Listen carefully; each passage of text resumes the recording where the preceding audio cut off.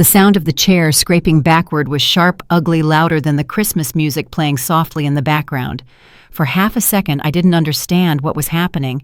Then my stepdad's hand was on the back of my chair, hard and impatient, and his voice cut clean through the room. "This seat is for my real daughter. Get out." I didn't even have time to stand. The chair tipped, my balance went with it, and I hit the floor in front of the table, in front of the tree, in front of everyone who had ever called themselves my family. My palms stung. My knee slammed into the hardwood. A fork clattered. Someone inhaled sharply. And then there was silence. That silence hurt more than the fall. No one rushed over. No one said my name. My mother didn't move. My stepsister slid into the chair I'd been sitting in like it had always belonged to her. 20 people sat, frozen eyes averted, waiting for something else to happen so they wouldn't have to deal with what already had. I pushed myself up alone, my face burning, my heart pounding so hard I could hear it in my ears. I remember thinking very clearly that this was the moment he thought he had finally put me in my place. What he didn't know was that this was the moment everything in his life started to unravel. I stood there for a second too long, steadying myself, brushing invisible dust from my hands. My stepdad didn't look at me. He didn't apologize. He picked up his glass and took a slow sip like he'd just corrected a seating arrangement, not shoved a grown woman onto the floor in front of her own family. My stepsister avoided my eyes as she smoothed her napkin across her lap. The chair legs screeched softly as someone else shifted. Then, as if on cue, conversation started again. A joke, a nervous laugh. Someone asked to pass the potatoes. The Christmas lights blinked on and off, red and green, cheerful and relentless. That was when it hit me. This wasn't a mistake. This wasn't a drunken outburst or a misunderstanding or a man losing his temper. This was deliberate. This was practiced. This was something he had been waiting to do. I caught my mother's face across the table. Her expression was carefully blank, the same one she wore whenever he spoke over me, or corrected me, or made one of his quiet little comments. It was the face of someone who had already decided not to intervene. She didn't meet my eyes. She reached for her water glass instead. I felt something inside me pull tight and then go very still. "I'm fine," I said, even though no one had asked. My voice sounded strange to my own ears, too calm, too controlled. I didn't look at him when I said it. I didn't look at anyone. I stepped away from the table. Someone shifted their chair to give me space, careful not to touch me. I could feel the heat of embarrassment crawling up my neck, but underneath it was something colder, heavier. A realization settling in. This had never been about a chair. As I walked toward the front door, I noticed things I had never paid attention to before. The way my stepdad leaned back, satisfied. The way my stepsister's shoulders relaxed now that she was seated. The way no one tried to stop me, not even my aunt, who used to squeeze my hand when things got tense. Not even my cousin, who had whispered to me earlier that she hated family dinners. I pulled on my coat with shaking hands. The house smelled like roasted meat and pine and sugar cookies. Christmas perfected. I opened the door, letting in a blast of cold air, and for a brief moment, I hoped someone would call my name. No one did. The door closed behind me with a dull final sound. Outside, the night was quiet, the kind of quiet that feels too big when you're alone in it. Snow crunched under my boots as I walked down the driveway. I could still hear muffled laughter through the walls. The party was continuing without me, as if I had never been there at all. I sat in my car for a long moment without starting the engine. My hands were gripping the steering wheel so tightly they hurt. My reflection in the windshield looked older than it had that morning, not wiser, just stripped of something. I replayed his words again and again. My real daughter. Not our daughter. Not family. Real. I had spent years telling myself that his comments were clumsy, that his favoritism was unintentional, that my mother's silence was just her way of keeping the peace. I had built an entire emotional shelter out of excuses because the alternative was too painful to consider. But lying on that floor, hearing the scrape of the chair and the sound of no one coming to help me, something had snapped into focus. This wasn't a family flaw. This was a system. By the time I drove home, my shock had faded, replaced by a heavy, deliberate calm. I took off my coat and left it draped over the back of the chair. I didn't turn on the lights right away. I stood in the dark, listening to the hum of the refrigerator, the distant sound of traffic, the ordinary noises of a life that suddenly felt separate from the one I'd been living. I sat on the edge of my couch and stared at the wall. I thought about every Christmas before this one, every holiday where I had felt like an accessory instead of a participant. Every dinner where I had been corrected, talked over, quietly displaced. I thought about how carefully he had chosen the moment, in front of everyone, at the head of the table, on a night when no one wanted to cause a scene. He hadn't just pushed me out of a chair. He had pushed me out of the family narrative, and everyone had let him. For the first time, I didn't feel the urge to cry. That scared me more than the humiliation. Crying would have meant release. Crying would have meant I still believed someone might comfort me afterward. Instead, my thoughts lined up neatly, one after another. He believed I was weak. He believed I depended on their approval. He believed I would swallow the humiliation the way I always had, quietly, politely, without consequence. He believed wrong. I didn't plan anything that night. I didn't make threats or rehearse confrontations or imagine dramatic revenge. What I did was much quieter. I accepted something I had spent years refusing to see. I was not safe in that family. I never had been. And if I wanted my life to stop being shaped by his decisions, I was going to have to stop reacting and start paying attention. I went to bed late, fully dressed, staring at the ceiling as the house settled around me. Somewhere across town, my stepdad was probably enjoying another glass of wine, convinced he had finally drawn the line clearly enough for everyone to understand. He thought the story ended at the Christmas table. It didn't. That night, all I did was stop pretending. And that, as it turned out, was the most dangerous thing I could have done. I didn't sleep much that night, but when I did, I dreamed of the table. Not the food or the laughter or the lights, just the shape of it, long and polished, stretching farther than it should have. Every chair was occupied except mine. By morning, the shock had settled into something dull and persistent. I moved through my apartment on autopilot, making coffee I didn't taste, staring out the window without seeing anything. The shove replayed in my head, but it wasn't his hand I kept seeing. It was everyone else's stillness. The way silence had wrapped itself around the moment, like a decision already made. I used to believe families failed loudly, screaming matches, slammed doors, ultimatums. What I learned that Christmas was that families also fail quietly, with lowered eyes and careful breathing, with people choosing comfort over courage, one small moment at a time. Looking back, the structure had always been there. I just didn't have the language for it yet. In our family, my stepdad didn't raise his voice often. He didn't have to. He had mastered something more effective: atmosphere. When he walked into a room, conversations shifted without him saying a word. Topics changed. Laughter adjusted itself to his mood. People leaned slightly toward him like gravity had increased. My mother orbited him. That's the only way I can describe it now. She anticipated his reactions before he had them, smoothed things over before they became rough, defended him without being asked. It wasn't fear exactly, it was alignment. Years of choosing harmony over honesty until the difference disappeared. Then there was my stepsister.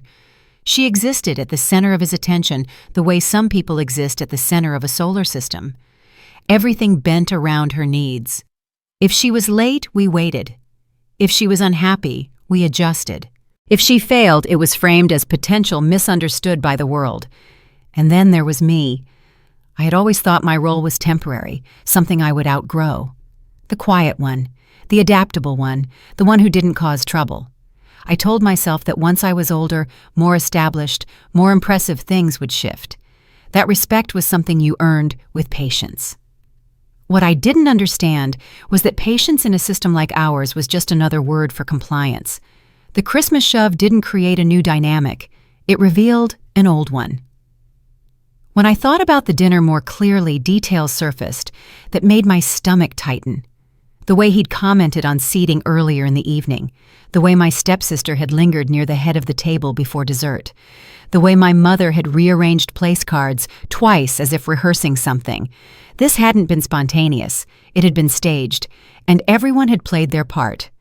My mother's silence hurt the most, not because I expected her to fight him physically or storm out with me. I knew her too well for that. What hurt was the absence of surprise on her face. She didn't look shocked or confused or torn. She looked resigned, as if she had already accepted that this was how the evening would end. I remembered her voice from years ago before him, firm, clear, capable of filling a room. She had been the kind of woman people listened to. After he arrived, that voice softened, then narrowed, then learned how to phrase disagreement as agreement with minor edits. She told herself she was keeping the peace. What she was really doing was teaching everyone else that his comfort came first. The phrase, real daughter, echoed in my head all morning. It rearranged memories I hadn't questioned before. Comments I'd brushed off, moments I'd minimized. I had always known I was not his priority, but hearing it said out loud in front of witnesses stripped away the last of my deniability. It explained why my accomplishments were acknowledged but never celebrated, why my mistakes were remembered longer, why my presence always felt provisional like a guest who had overstayed her welcome but hadn't been asked to leave yet. Public humiliation does something private betrayal can't. It robs you of the ability to pretend it's just in your head. When something happens in front of others and no one challenges it, the message is clear. This is allowed. That realization changed the way I remembered every holiday we'd ever shared. Christmas dinners that ended early because he was tired. Thanksgivings where tension hovered just beneath polite conversation. Birthdays where I was reminded to be grateful, not demanding. Nothing dramatic had happened in those moments. That was the point. The system thrived on subtlety. There was one memory that surfaced uninvited, sharp and clear. Years ago, at a different family gathering, he had corrected me in front of everyone over something small, the way I told a story, the order of events. He smiled while he did it, framed it as clarification. Everyone laughed, including me. I had laughed because that's what you do when you're being corrected publicly by someone with authority. You laugh to show you're easygoing. You laugh to show you're not offended. You laugh so no one has to feel uncomfortable. I realize now that laughter had been a rehearsal. That morning my phone buzzed with messages, a few neutral check-ins. Hope you got home safe. Everything okay? No one mentioned what had happened. No one apologized. The absence of acknowledgement was its own statement. Then my mother called. Her voice was careful, gentle in the way it always was when she wanted something to stay small. She asked if I was okay. She said things got a little tense last night. She said he didn't mean it the way it sounded. She said it was a misunderstanding. I listened without interrupting something I had perfected over the years. When she finished, there was a pause. I could hear her waiting for me to accept the explanation, to reassure her, to help smooth the edges of what had happened. I'm fine, I said again, because the truth was too large to fit into that conversation. We hung up without resolving anything. She hadn't asked how it felt to be on the floor. I hadn't asked why she hadn't moved. Afterward, I sat very still and let the pattern settle into place. This family didn't run on love or loyalty. It ran on avoidance, on the unspoken agreement that no one would rock the structure as long as their own position inside it felt secure. Silence was the currency, and we had all been spending it for years. What changed that Christmas wasn't my relationship with my stepdad. That had been broken long before. What changed was my understanding of everyone else. I stopped asking why he did what he did. That question led nowhere useful. Instead, I started asking a different one. Why did they let him? That question followed me through the rest of the day, through mundane tasks and familiar routines. It made everything sharper, clearer. It stripped away excuses I had been protecting like heirlooms. By evening, something inside me had shifted. Not into anger exactly, but into clarity. I could still feel hurt, still feel sadness, still feel the weight of being dismissed by people I had loved. But layered beneath it was a growing certainty. If I stayed silent now, after seeing what I had seen so clearly, I would be choosing the same thing they had: comfort over truth, safety over self-respect. I wasn't ready to confront anyone. I wasn't ready to make demands or accusations. But I knew with a calm that surprised me that the version of myself who swallowed that moment and moved on no longer existed. I had lost my seat at the table long before Christmas. What I lost that night was the illusion that I ever had one. The morning after Christmas arrived without ceremony. No apology messages, no sudden clarity, just gray light through the window and the quiet hum of a city moving on without me. I stood at my kitchen sink holding a mug of coffee I didn't want watching steam rise and disappear. My knee still ached where it had hit the floor, but the pain felt distant, almost irrelevant. What lingered was something heavier, something that had been there long before the shove. The realization that the worst thing my stepdad had done to me wasn't public humiliation. It was everything he had taken while I wasn't looking. For years, I had measured loss by obvious markers: missed opportunities, hurt feelings, unequal treatment. I told myself those things were unfortunate but survivable. What I hadn't understood was how much can be taken quietly wrapped in good intentions and family language until you don't recognize what's missing anymore. I sat at my small kitchen table and tried to make a list in my head, not of what I wanted back, but of what I had once believed was secure. My future, my independence, the assumption that my parents' decisions were made with me in mind. The list grew uncomfortably long. When my stepdad entered our lives years ago, he didn't arrive like a villain. He came in carefully pressed shirts and polite smiles. He talked about responsibility, about structure, about doing things the right way. He offered to help, with paperwork, with planning, with things my mother said were too stressful for her to manage alone. I remember the first time I heard the phrase, "let him handle it." It sounded reasonable, protective even. Why wouldn't you let the organized, confident adult take care of complicated matters? Why wouldn't you trust someone who spoke so calmly, who framed control as service? At the time, I didn't question it. None of us did. The changes were incremental. Decisions I used to be part of were suddenly discussed without me. Documents were signed before I saw them. Plans were announced as done deals. Every time I hesitated or asked a question, I was met with reassurance instead of answers. "You don't need to worry about that. We've already taken care of it. This is for the best." I had mistaken reassurance for respect. There was a moment years back that came to me as I sat there staring at the wall. A brief flash of unease I had dismissed too quickly. We were at the dining table again, another holiday, another year. My stepdad was explaining a decision he had made on behalf of the family. I don't even remember what it was now. What I remember is the way he spoke confidently, definitively, as if the matter was closed.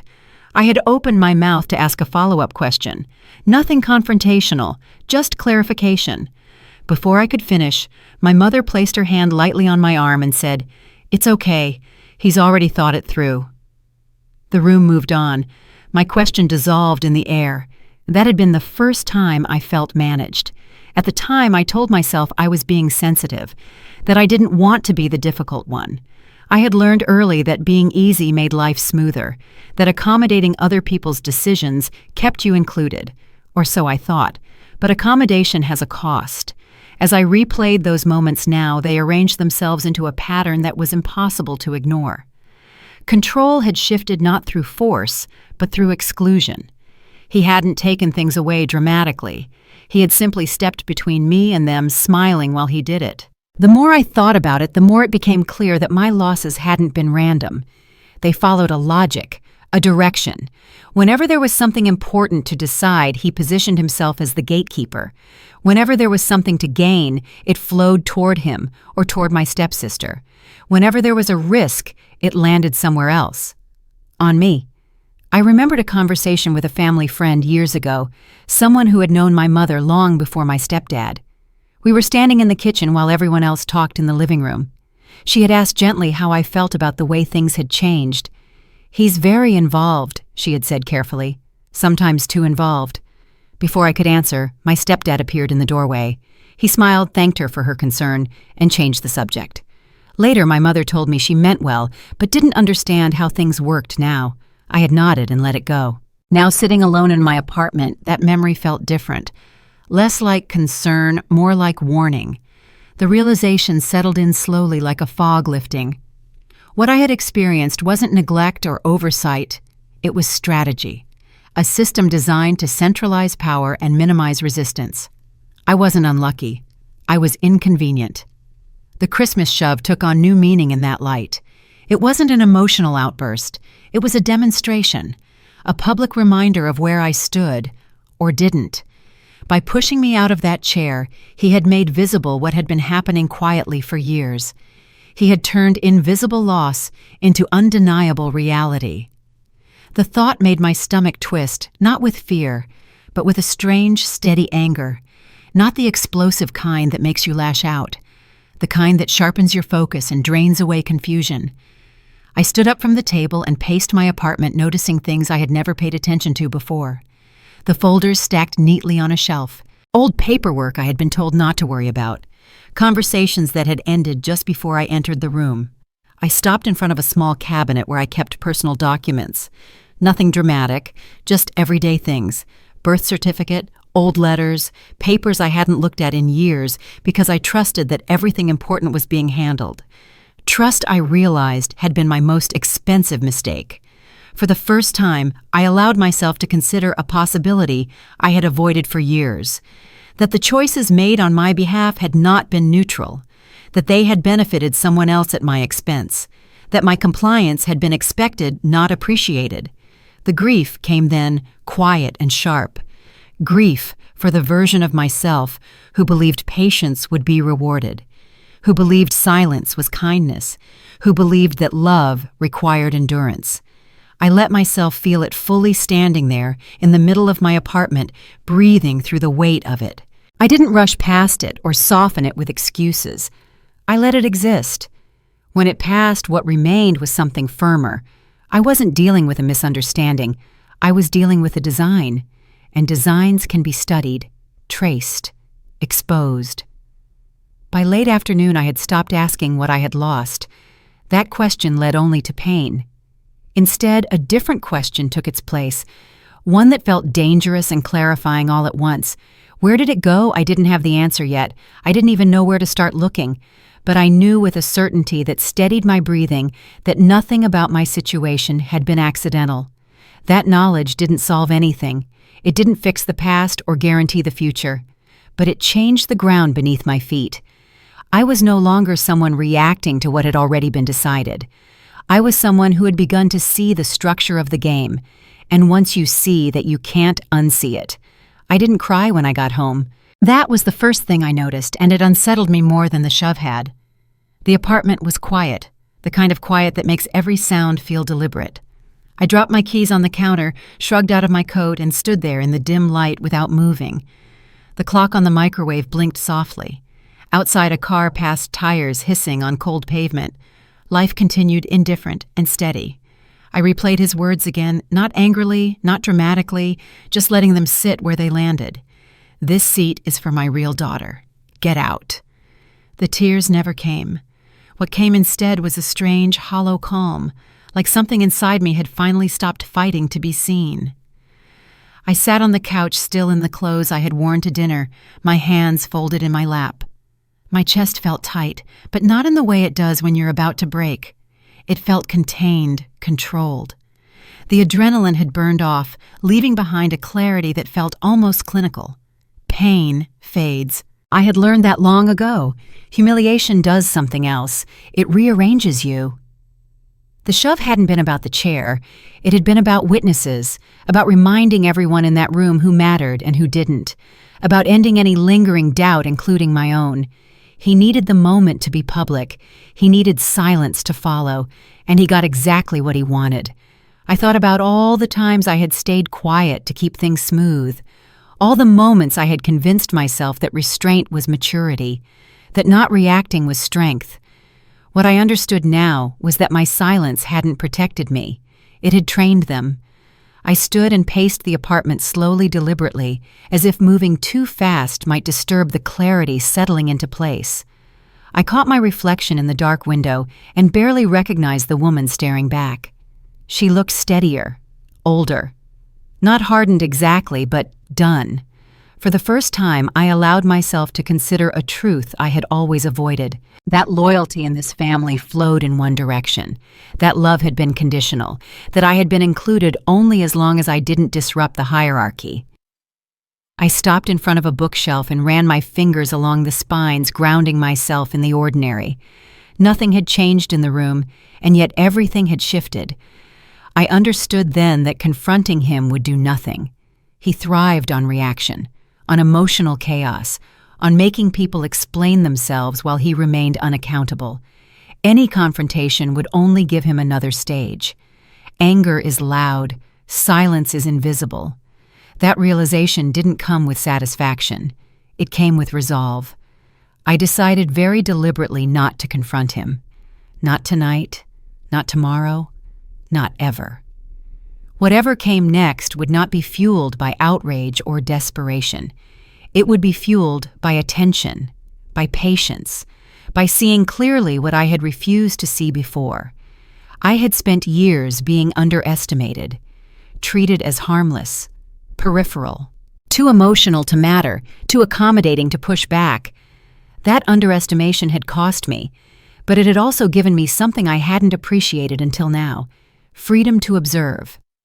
I opened a drawer in the small desk by the window, looking for nothing in particular. Old receipts, a tangle of pens, a folder I hadn't touched in years, shoved to the back and forgotten. I pulled it out and sat down, flipping through the contents slowly.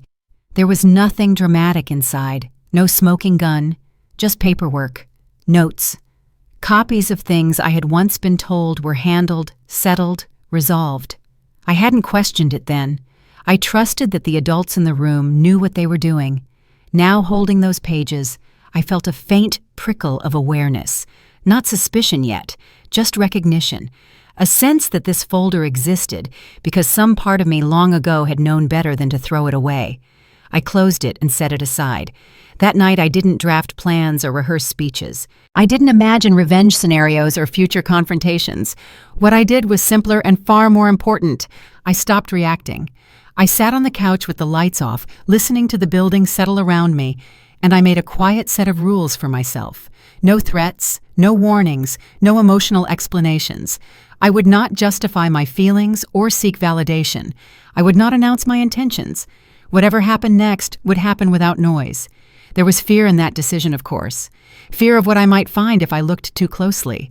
Fear of what I might lose if I stopped playing my assigned role. Fear of standing alone without the illusion of family protection. But beneath the fear was something steadier: control. I realized then that revenge doesn't begin with action. It begins with restraint, with the ability to sit with discomfort without needing immediate relief, with the willingness to let other people underestimate you while you learn exactly how the system around you works.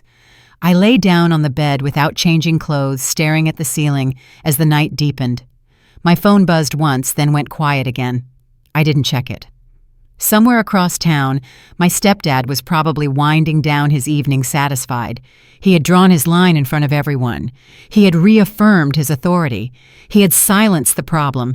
He believed the situation was resolved.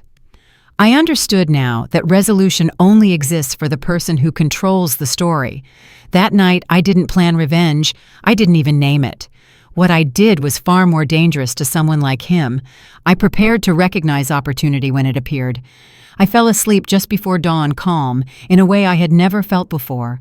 Not hopeful, not angry, certain. For the first time in my life, I was no longer inside his narrative. And he had no idea. The morning after I made that decision felt different. Not lighter, not easier, just settled. I woke up before my alarm, staring at the ceiling, my thoughts already arranged in a straight line instead of crashing into each other. There was no urge to text anyone, no impulse to replay conversations. The need to explain myself had vanished overnight, leaving behind a quiet focus that felt unfamiliar and steady. I made coffee and sat at the table with it, letting the heat seep into my hands. The world outside my window moved at its usual pace. Nothing about my life looked different yet. That I realized was the advantage. Whatever I did next needed to begin where no one was looking. I didn't start with my stepdad. That would have been emotional, predictable, and useless. He thrived on confrontation. Any direct move would have triggered his defenses, given him time to reposition, to rewrite the narrative before it had even formed. Instead, I asked myself a simpler question. Where had things first stopped making sense? The answer came almost immediately, not as a dramatic revelation, but as a familiar discomfort I had learned to ignore. a decision from years ago that had always felt slightly off, a moment when I had been told everything was taken care of and to stop worrying. I pulled the old folder from the desk drawer and spread its contents across the table, papers yellowed at the edges, notes written in my own handwriting, careful and tentative. I'd kept copies back then, without knowing why, just a quiet instinct telling me not to let go of everything. Looking at them now, I felt a faint shift in my chest. Not suspicion, recognition. I knew where to start. I didn't accuse anyone. I didn't announce what I was doing. I reached out to someone on the periphery of our family life, a person who had access to information but no emotional loyalty to my stepdad. Someone who had always kept things professional, distant, neutral. The message I sent was brief and unremarkable, a question framed as clarification, a request for confirmation, not confrontation. I gave them no reason to be defensive. The reply didn't come right away. When it did hours later, it was polite and cautious. They answered the question I had asked, but not the one underneath it. They included a phrase that made my stomach tighten. That's not how I remember it. I read the message again slower this time. Then once more. It wasn't a denial. It wasn't confirmation. It was something far more revealing. Hesitation. I thanked them and ended the conversation there. No follow-up, no pressing. I had learned enough for now. People who are comfortable with the truth don't hedge their language. They don't soften certainty or reach for memory when facts are available. I leaned back in my chair and let the realization settle. This wasn't about miscommunication. It was about direction. From there, I moved carefully. I reviewed timelines. Compared dates. Looked for alignment where there shouldn't have been any. The inconsistencies were small, almost laughable on their own. A signature here, a timing issue there, nothing explosive, nothing that would raise alarms if you weren't looking closely. But I was looking closely now. The more I examined the details, the clearer the pattern became. Decisions hadn't been made in isolation. They had been funneled, routed through the same hands, approved by the same authority. My stepdad's authority. What unsettled me most wasn't the confirmation of wrongdoing. It was how calm I felt discovering it. No surge of anger, no rush of triumph, just a steady awareness that I had crossed a threshold. I wasn't imagining things. I took notes methodical and unemotional. I documented inconsistencies without labeling them as such. I resisted the urge to connect dots too quickly. Assumptions were dangerous. Proof required patience. At one point, I hit my first obstacle. A missing piece of information that should have been easily accessible. A process that suddenly stalled. An answer that had once been freely given, now wrapped in procedure and delay. I didn't push. Pressure reveals more when it's applied indirectly. I stepped back and asked a different question, looked through a different lens. And there it was. The same name, the same approval chain, the same quiet rerouting of responsibility. This system wasn't built to keep everyone informed. It was built to keep one person in control. I felt the weight of that realization settle into my shoulders. Continuing meant risk. Not just emotional risk, but practical consequences. Legal, financial, familial. The deeper I went, the more people would be implicated, including those who had convinced themselves they were just following instructions. I paused, then pen hovering over the page, and asked myself if I was prepared for that. The answer came without hesitation. Yes. I set boundaries for myself before moving any further. Everything would be documented. Nothing would be shared prematurely. I would not warn anyone, not even those I cared about. I would not rush to expose something simply because I could. Speed was the enemy here. As the day wore on, I noticed a subtle shift in my own behavior.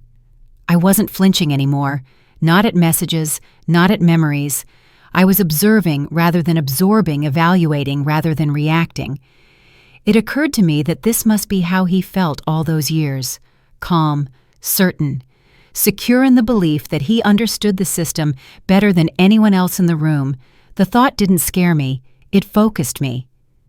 By evening, I had enough to know that what I was uncovering wasn't an accident or oversight. It was intentional, designed, and protected by layers of silence and deference. I also knew something else. This wasn't just about me. The trail I was following didn't end at my losses. It branched outward, touching decisions that affected others, people who had trusted, people who had never questioned because questioning wasn't encouraged.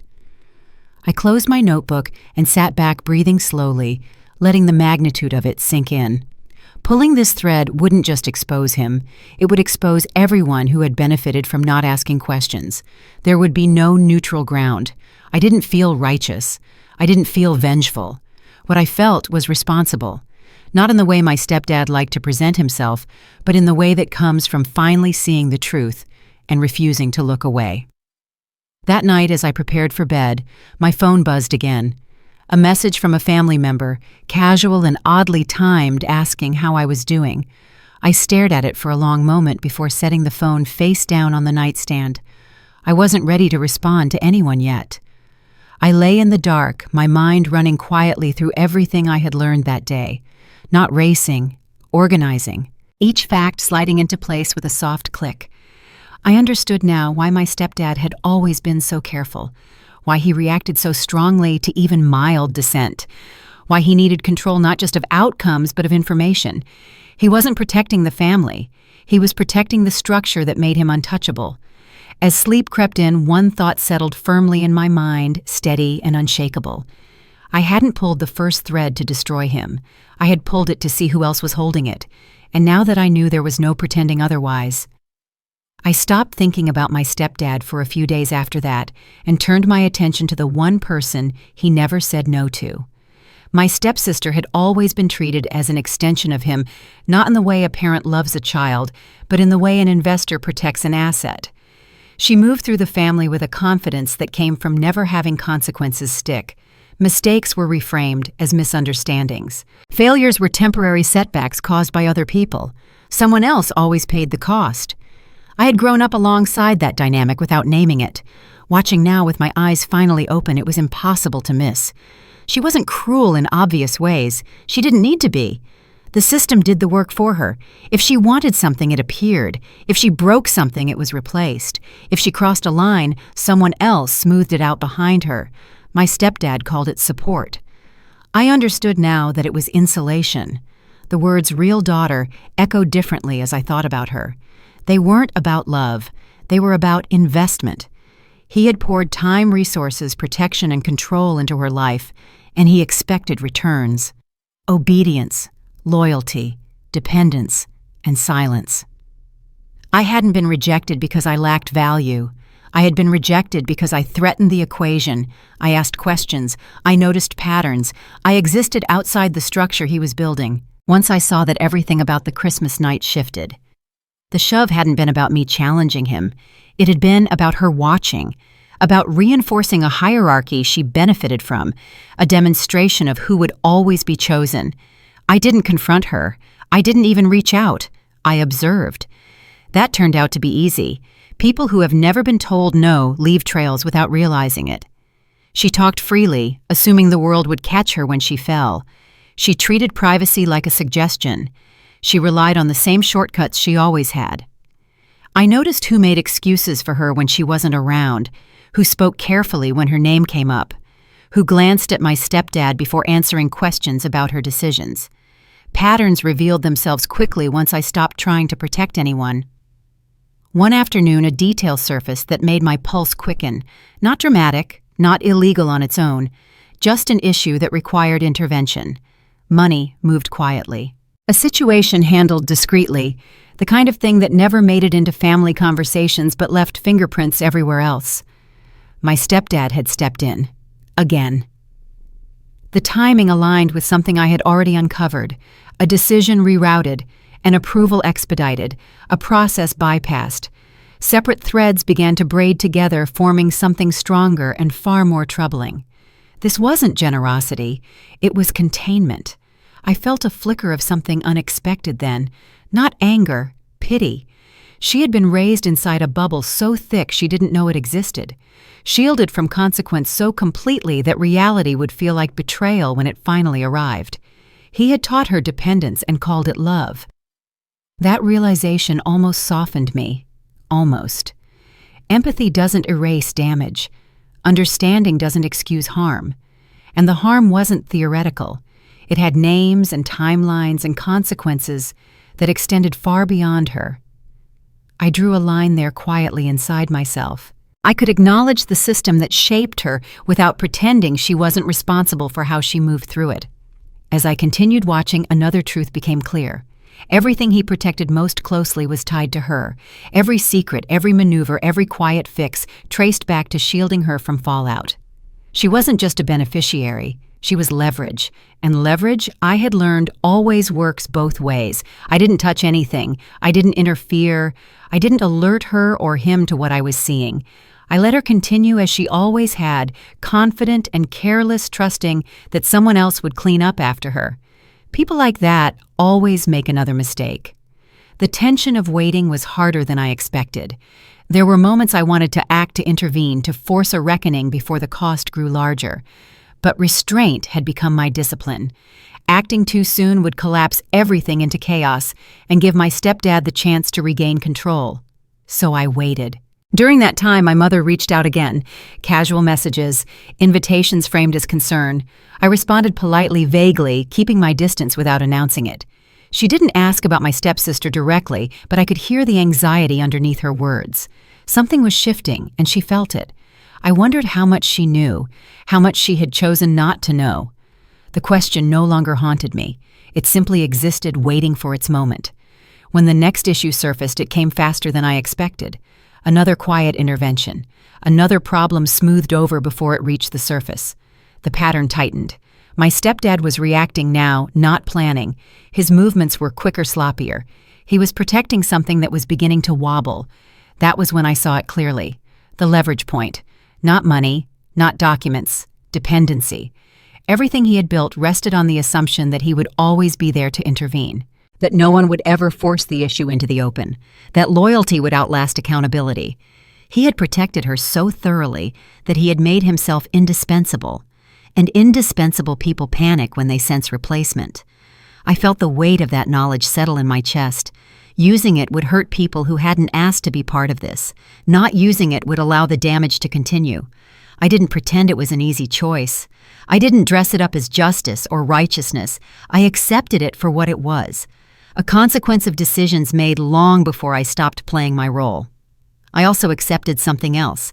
Any move against my stepdad would hit her first.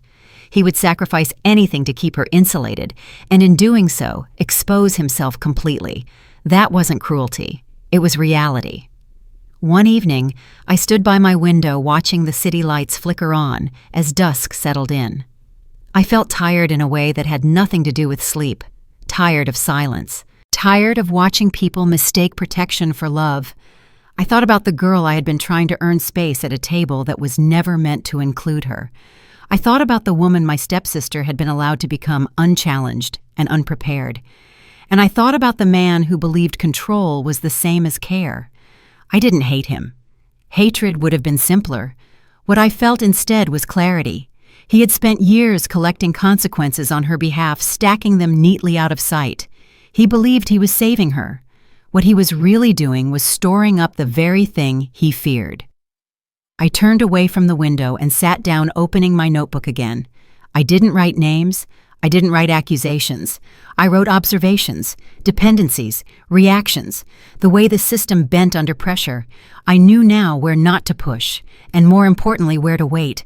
She didn't know I was watching. He didn't know I was watching. That invisibility, once a weakness, had become my advantage. I closed the notebook and rested my hand on the cover, feeling the quiet hum of something irreversible approaching. He thought he was protecting his real daughter from consequences. What he didn't understand was that by doing so, he had been collecting them for years, and sooner or later, they would all come due. Knowing too much changes the way you breathe. I felt it the morning I woke up and realized my thoughts were no longer drifting. They were lining up orderly and heavy, like pieces on a board I hadn't known I was playing on. The comfort of ignorance was gone, replaced by the weight of awareness. I understood now how deeply everything was connected and how little room there was for error. Once you see the whole board, you can't pretend you're not part of the game. The temptation to act was strong. Every new detail I uncovered came with a surge of urgency, a whisper urging me to move faster to strike before he noticed the ground shifting beneath him. But I knew better. My stepdad thrived on chaos. He had built his authority on reacting quickly, loudly, decisively, while everyone else scrambled to keep up. Speed was his weapon. Patience would have to be mine. I told myself that revenge without timing was just noise. Truth without structure was a liability. If I exposed him too early, I wouldn't destroy the system he'd built. I would teach him how to reinforce it. So I didn't strike.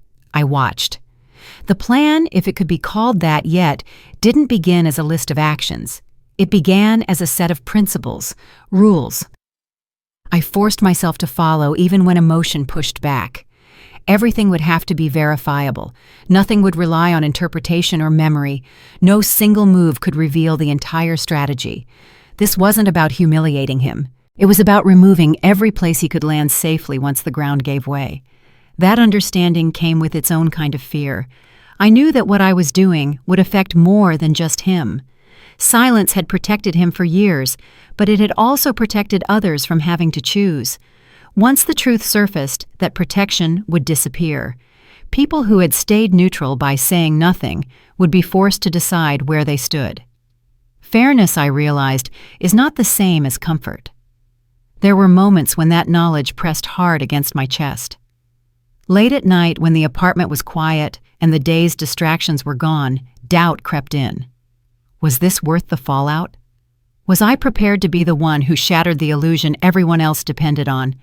Those moments passed when I reminded myself of the floor beneath the Christmas table, of the sound of no one moving, of how easily my place had been erased to preserve his authority. Silence had already chosen sides. I was simply refusing to participate in it anymore. A few days later, an opportunity presented itself. A mistake. A loose end. Something small but actionable. Acting on it would have felt satisfying, almost righteous. It would have sent a message. It would have hurt. It also would have been reckless. I did nothing. That restraint was harder than I expected. Every instinct screamed that I was letting him get away with it. That time favored him. But restraint is a discipline, not a feeling. And every hour I waited, every impulse I resisted sharpened my focus. I began laying invisible markers instead. Not traps yet, just reference points. I noted how people reacted to minor pressure, how quickly information traveled where it stalled. I paid attention to who asked questions and who deflected them, who spoke confidently and who checked in with him before answering. Loyalty, I learned, reveals itself long before it's tested. My stepdad, unaware of what I was doing, continued as usual. That, too, was information. He trusted the structure he had built. Trusted that no one would challenge it without warning, trusted that I, of all people, would never be a threat. His confidence made him predictable. I noticed how he responded when something didn't go exactly his way, a slight increase in urgency, a tendency to over-explain. Pressure applied in places that didn't require it. These were not the moves of a man in control. They were the tells of someone guarding something fragile. I wasn't defending myself anymore. That phase had passed quietly. I was positioning myself, waiting for the moment when his sense of safety would work against him. I set one internal deadline, not a date on a calendar, but a condition. I would act when he believed he was untouchable, when the system around him felt stable enough that he would stop watching his edges. That decision brought an unexpected calm. With it came a harder truth. Once the plan moved, there would be no pause button. No opportunity to soften the blow or contain the fallout. Partial truths would be worse than silence. Private resolutions would only restore his control. If this happened, it would happen fully. My mother called again during that week. Her voice was careful, threaded with concern she didn't quite name. She asked how I was doing. She asked if we could talk soon. She never asked what I knew. I told her we could talk later. She didn't press, and that told me everything I needed to know. She felt the shift, too, the unease that comes when a familiar structure starts to creak. One evening, I spread my notes across the table and studied them without urgency. Patterns, dependencies, reactions. The shape of the system was clear now, almost elegant in its cruelty. Everything led back to him. Every safeguard depended on his ability to control information and people. Remove that and the rest would collapse on its own. I thought about the cost again, about my stepsister losing the shield she had always relied on, about my mother being forced to confront choices she had avoided for years, about the extended family, comfortable in their silence, suddenly exposed to the consequences of it. I didn't flinch. This wasn't punishment. It was consequence. There was a difference, and I held on to it tightly. The night before everything shifted, I slept better than I had in weeks. Not because I felt safe, but because I felt resolved. The plan, still largely unspoken, even to myself, had taken shape in the quiet spaces between action and restraint. I woke before dawn and stood by the window watching the city come alive. Lights flickered on one by one. People moved through their routines, unaware of how easily the ground beneath them could change. Somewhere across town, my stepdad was waking up too confident in the world he had arranged so carefully. Confident that his authority was unquestioned, his secrets buried, his control absolute. He didn't know he was already playing the role I needed him to play. I didn't need him to make another mistake. He had made enough already. I only needed him to keep being himself. And that I knew with quiet certainty was something he would never stop doing. The first sign that something had shifted came quietly. A message I expected to be answered within hours sat unread for an entire day. A routine confirmation that never required follow-up suddenly did. A door that had always been open felt politely closed. None of it was dramatic. None of it could be pointed to as proof. But together, it formed a shape I recognized immediately. He didn't know what I knew, but he knew I knew something. The counterattack didn't come directly. Of course it didn't. He had never confronted problems head-on unless he was certain he could win. Instead, pressure began appearing around me, subtle and deniable, like a change in weather you feel in your bones before anyone mentions the forecast. It started with concern. A relative reached out to ask if I was doing okay, their words oddly rehearsed. Another mentioned gently that everyone had been worried about me since Christmas. The phrasing was careful, almost identical, as if they were all reading from the same invisible script. I didn't explain. I didn't correct them. I listened. Concern, I learned, is an effective disguise for control. Soon after, the tone shifted. Questions replaced reassurance. Was I stressed? Had work been overwhelming? Someone suggested kindly that I might be misinterpreting things because I was hurt. The implication hovered just beneath the surface, never stated outright. I wasn't being attacked, I was being framed. The brilliance of it, if I was being honest, was how reasonable it all sounded. No accusations, no threats. Just enough doubt to isolate me, to make people hesitant to align themselves too closely. Just enough distance to make me feel alone, without giving me anything concrete to push back against. He was controlling the story before it existed. When my mother called, I knew before I answered what the conversation would sound like. Her voice was soft, careful, strained at the edges. She asked if everything was okay. She said people were worried. She said she didn't want things to get blown out of proportion. She never asked what had happened, only what I planned to do next. That was the moment it became clear. She wasn't afraid of the truth. She was afraid of exposure, afraid of what would happen if things were said out loud instead of managed quietly. I told her I wasn't planning anything, which was true in the way that mattered. After we hung up, I sat very still, letting the weight of it settle. This wasn't about resolving a family conflict. This was about preserving a structure that relied on silence and fear of disruption. My pain was inconvenient. My clarity was dangerous. The pressure crept outward from there, a shift in how people spoke to me, invitations that stopped coming, a sense that I was being discussed rather than addressed. I could feel the narrative forming without my input, shaping me into a problem that needed managing. Isolation is always the preparation phase. Then came the first direct message. It was polite, civil, almost friendly. It suggested that things had gotten tense and that it might be best for everyone if we took some time before revisiting any difficult conversations. It framed silence as kindness, distance as wisdom, moving on as maturity. There were no explicit consequences mentioned. None were needed. I read it once, then again. I set my phone down and didn't respond. That was the moment I understood how he expected this to end. He believed intimidation still worked on me. That pressure, applied delicately enough, would send me back into my old role. Quiet, accommodating, grateful for any scrap of inclusion. He was wrong. Doing nothing deliberately was harder than responding. Every instinct urged me to defend myself, to correct the narrative before it hardened. But engagement would have validated the attack. It would have turned speculation into conflict. Silence forced him to escalate if he wanted results. And escalation is where people make mistakes. The days that followed were some of the longest of my life. Sleep came in fragments.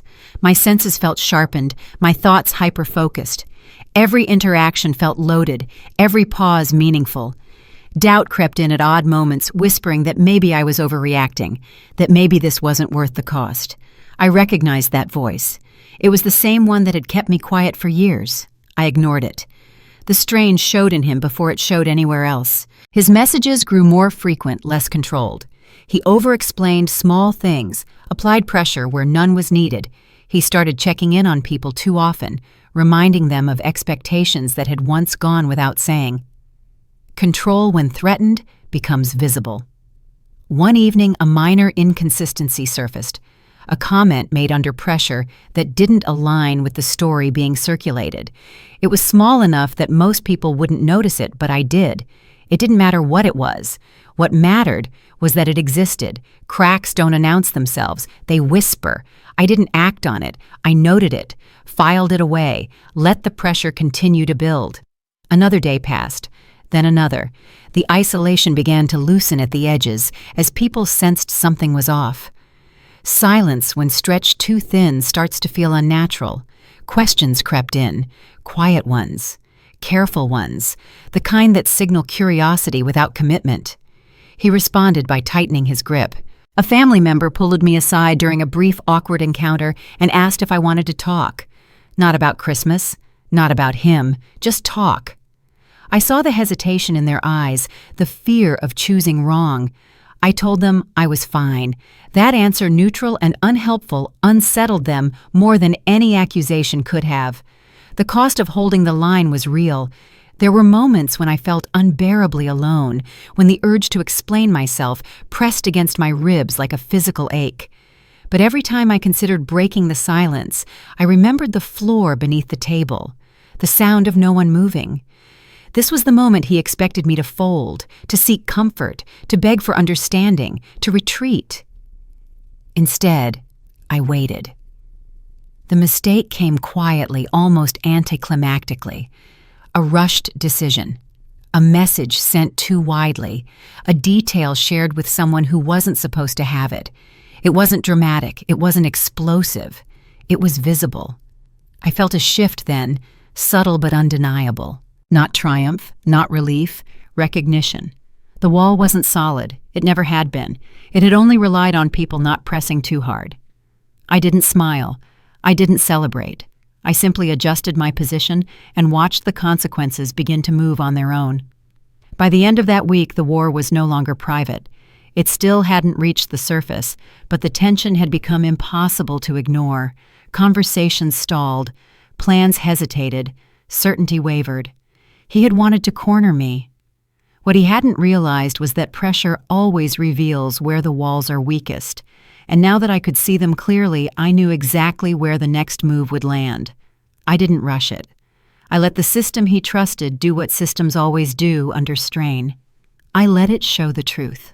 I stopped asking how to survive the pressure and started asking what he was protecting so desperately. Once that question settled in my mind, everything else rearranged itself. The smear, the concern, the isolation, the sudden urgency in his voice. None of it made sense if this was just about control. He had controlled people for years without this level of panic. Something else was at stake now, something that couldn't afford daylight. People don't work this hard to silence you unless the truth would destroy them. I went back over everything I had collected slowly, deliberately, not looking for confirmation, but for imbalance. Most of what I had found so far fit into a familiar pattern. Power centralized, decisions rerouted, dependence enforced. But there was one detail that refused to line up, one thread that felt different from the rest. It wasn't about money, it was about identity. The discrepancy was subtle, a date that didn't align with a story he had told for years, a record that existed where there should have been none, a gap in a timeline that had been smoothed over so thoroughly most people wouldn't even think to question it. At first I assumed it was nothing, a clerical error, a forgotten form. But the more I looked, the more the edges sharpened. This wasn't sloppy. It was deliberate. Not an absence, but a replacement. I felt it then, a slow, cold awareness spreading through my chest. The most dangerous secrets aren't profitable. They're shameful. They're the kind that strip authority down to nothing once they're seen clearly. I followed that thread, carefully aware that this was no longer a game of leverage, but of exposure. What I found wasn't a crime in the way people expect. No dramatic act that would make headlines on its own. It was something quieter, older, buried beneath years of carefully managed respectability. A past he had erased, not hidden, rewritten. It explained everything. His obsession with control, his intolerance for dissent, his need to dominate rather than persuade. He wasn't just protecting power. He was protecting the lie that made his power possible. I sat back in my chair and let the weight of it settle. My hands were steady, but my pulse had quickened. This was different from anything else I had uncovered. This wasn't a piece of the system. This was the foundation. The Christmas shove flashed through my mind again, sharper now. I saw it for what it had been. Not a loss of temper, not a family dispute. A warning. He hadn't been asserting dominance over me. He had been defending the story he'd built his life on. The realization shifted something fundamental inside me. I wasn't dealing with a man who feared exposure in general. I was dealing with someone who had survived once by disappearing and had no intention of doing it again. Someone who understood that obedience was easier to enforce than loyalty. Knowing that changed the stakes completely. I understood with absolute clarity that I couldn't hint at this. I couldn't allude to it or use it as a threat. Half-truths would get me destroyed. This secret could only be handled one way, fully, cleanly, through channels he couldn't charm, intimidate, or rewrite.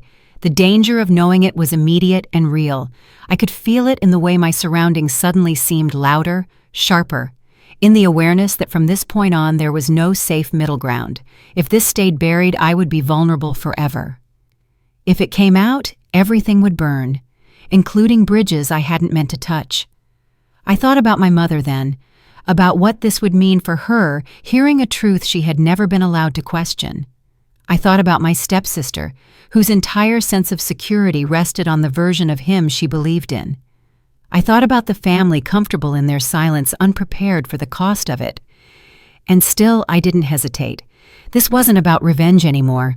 That word felt too small now, too emotional. This was about reality asserting itself, about a lie that had shaped too many lives being forced into the open. I traced the path forward carefully, not acting yet, just confirming what I already knew. I identified exactly where this truth intersected with systems that didn't care about his reputation, places where records mattered more than explanations, where authority came from documentation, not intimidation.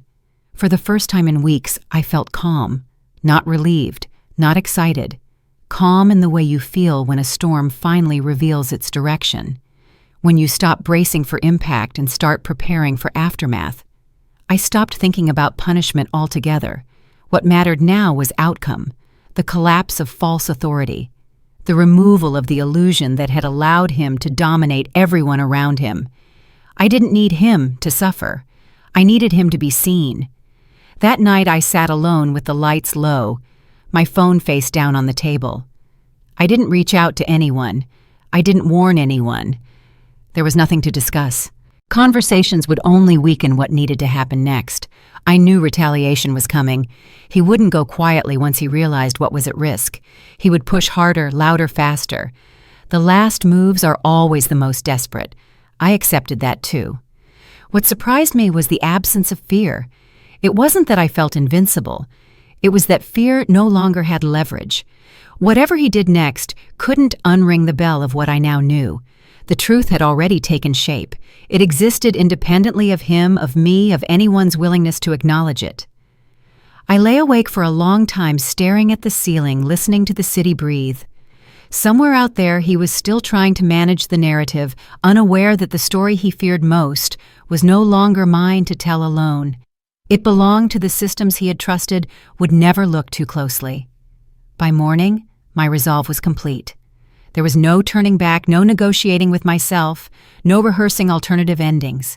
The next steps would be precise, irreversible, and public. I didn't feel powerful. I felt finished waiting. The truth was no longer something I feared. It was something he had never survived before, and soon, whether he was ready or not, it would finally be seen. I made the first move without telling anyone, and that was the point. There was no confrontation, no announcement, no moment where I braced myself for impact. I didn't even feel dramatic about it. I followed a process, checked it twice, and pressed send. A quiet action buried inside a system my stepdad trusted because he believed he understood it better than anyone else. The moment it was done, I felt something unexpected. Not relief, not fear, control leaving my hands. And that was exactly what needed to happen. The first consequence landed where no one else could see it. A meeting that had been scheduled for weeks was suddenly postponed. A routine approval stalled without explanation. A phone call he expected to return immediately didn't. He noticed. I knew he did because his tone changed. Not with me, but with everyone else. Messages became shorter, sharper. Questions that had never been asked before started circulating. He wasn't panicking yet, but the confidence that had once anchored him was slipping, and it showed in the smallest ways. Power, I learned, reveals itself most clearly when it stops responding. I didn't reach out. I didn't check in. I didn't monitor him obsessively. I watched from a distance, letting the system do what it was designed to do when someone stopped protecting a lie. He began moving faster. Too fast. He called people he hadn't spoken to in months. He tried to smooth things over before there was anything to smooth. He explained situations no one had questioned. Each move was subtle enough to seem reasonable on its own, but together they formed a picture I recognized immediately. This was not control. This was fear trying to look organized. The shift rippled outward. My mother sensed it before anyone else did. She called me late one evening, her voice tight, asking if I knew what was going on. I told her I didn't, which was true in the way that mattered. I knew what was happening, but not how it would end. She wanted reassurance. I offered none. For the first time in years, I heard something like uncertainty in her silence. The family began to feel it too. Conversations stalled. Plans were discussed and then quietly dropped. The unspoken rule that had kept everything running smoothly began to fail because it depended on a single assumption, that he was untouchable. My stepsister felt it next. The protections she had never questioned started to falter. Something she expected to be handled quietly wasn't. A door she assumed would open didn't. Her confidence shifted into irritation, then confusion. She went to him for answers. And for the first time, he didn't have them ready.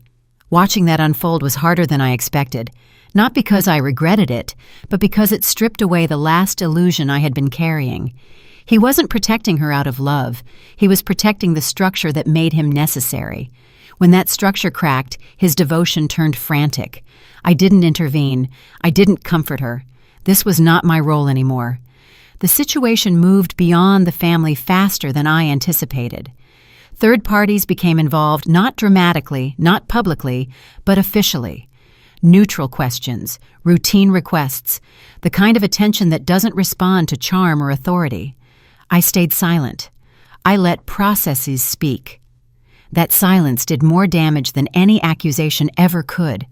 Without my participation, he couldn't frame the situation as a personal conflict. Without a visible enemy, his narrative had nowhere to land.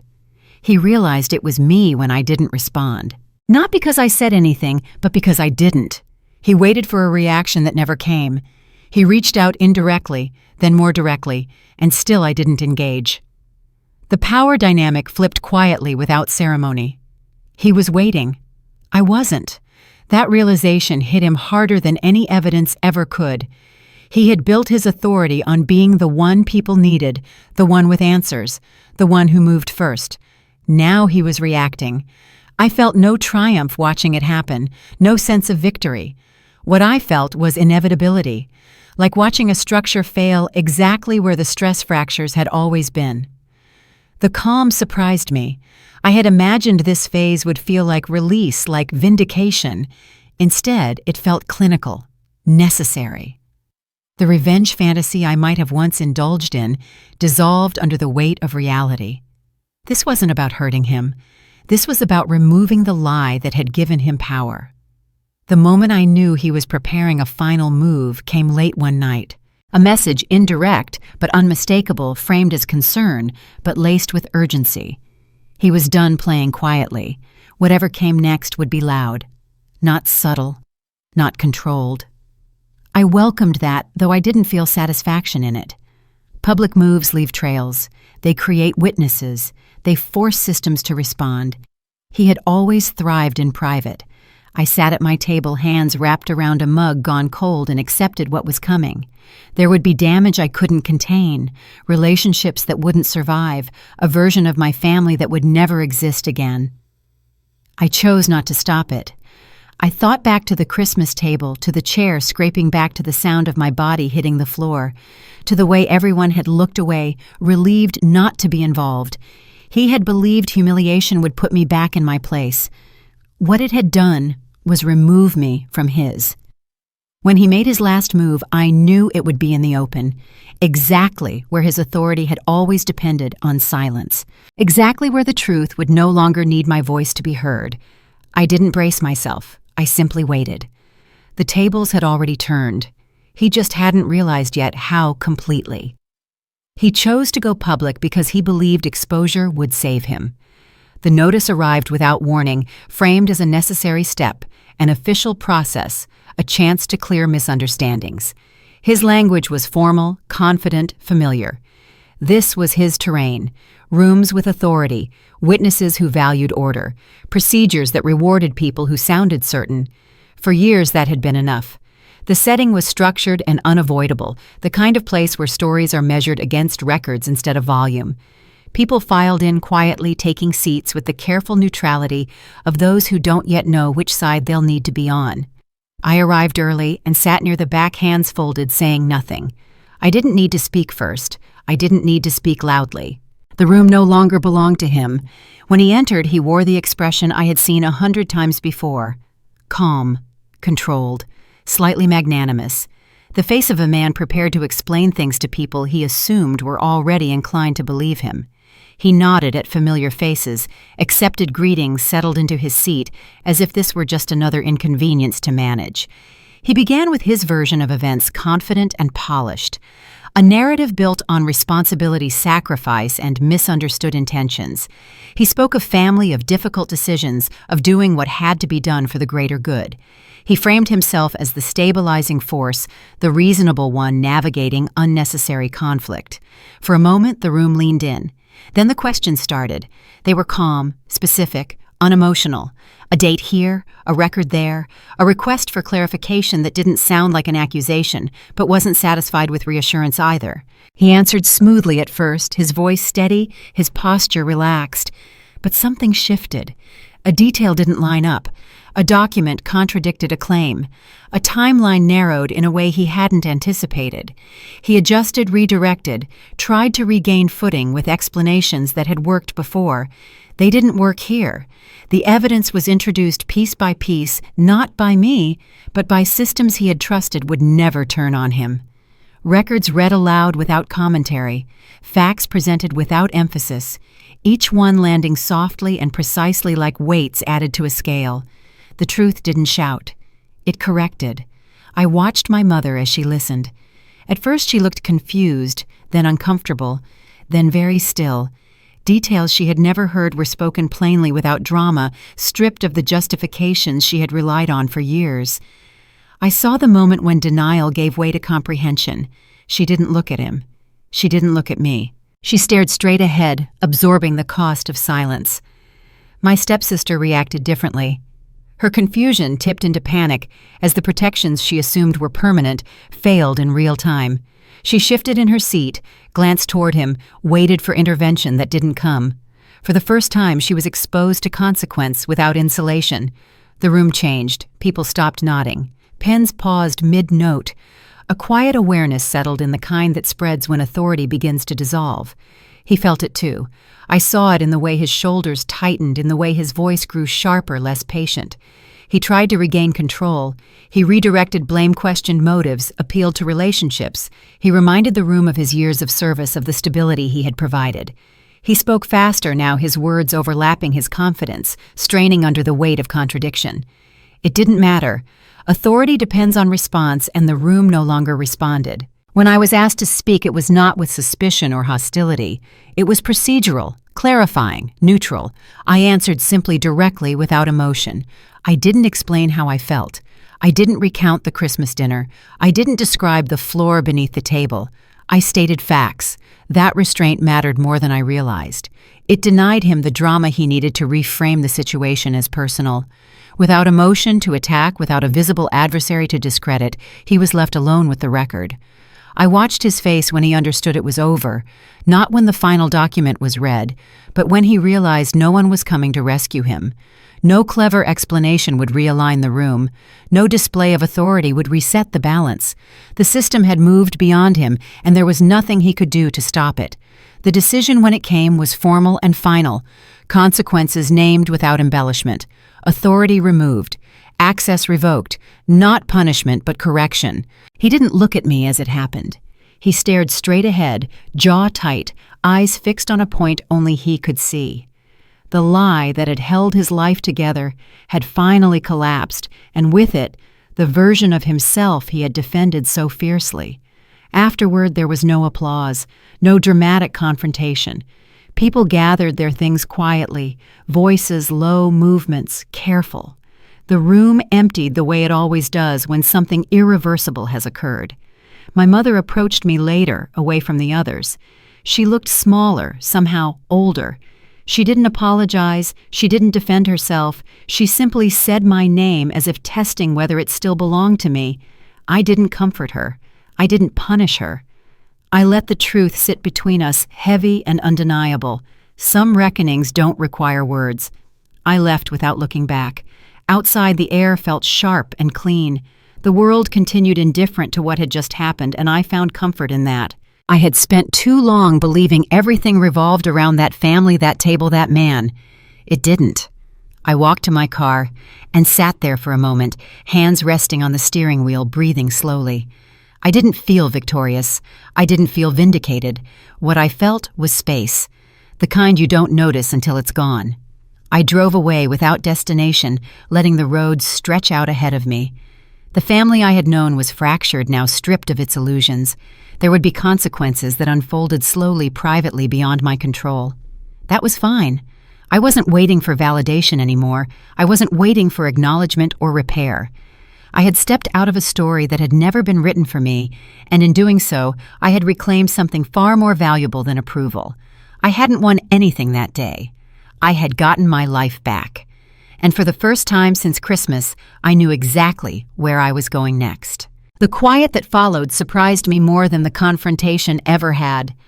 Days passed, then weeks, and nothing dramatic happened. No late-night apologies, no public statements, no sudden attempts at reconciliation. The noise that had filled my life for years simply faded like a machine finally powered down after running nonstop. At first, I didn't trust it. I kept waiting for the other shoe to drop, for another call, another crisis, another demand that I step back into a role I had outgrown. But the calls didn't come. The pressure didn't return. What remained was space. Unfamiliar, almost unsettling space. I realized then how much of my energy had been spent reacting, anticipating moods, choosing words carefully, measuring silence. Without that constant vigilance, my days felt strangely empty. And then slowly they began to fill with something else. Peace. There was no celebration. I didn't wake up feeling victorious or triumphant. If anything, the aftermath was quieter than I expected. The consequences of that day unfolded away from me in rooms I was no longer interested in entering. Positions were lost, authority dissolved. People adjusted not dramatically but practically, the way they always do when power shifts. I stopped checking. I stopped asking. revenge. I learned ends when attention ends. My relationship with my mother changed, but not in the way people like to imagine. There was honesty now, raw and uncomfortable, stripped of excuses. But honesty didn't bring closeness. It brought distance, measured and necessary. She saw me differently. I could feel it in the way she spoke, the way she listened. But seeing isn't the same as repairing. Some things once broken don't need to be fixed. They need to be acknowledged and left alone.